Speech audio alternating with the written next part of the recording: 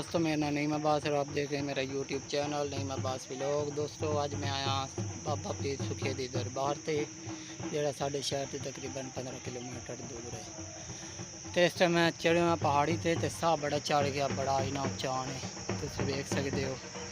इस टाइम मैं बड़ा फिलहाल उच्चे खड़ा पहाड़ी के उत्ते तो बैक मैं तुहानू विखाना कि कित्थे ज़मीन है तो मैं कित्थे फिर रहा।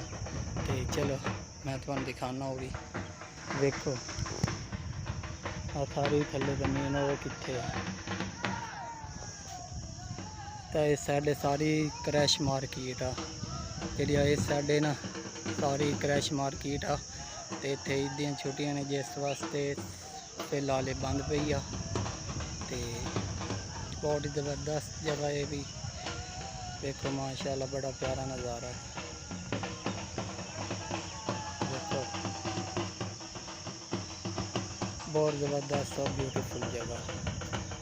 कभी चक्कर लगा तो ऐसा लौका तो इतने ज़रूर आयो, बहुत ज़बरदस्त। ये देखो।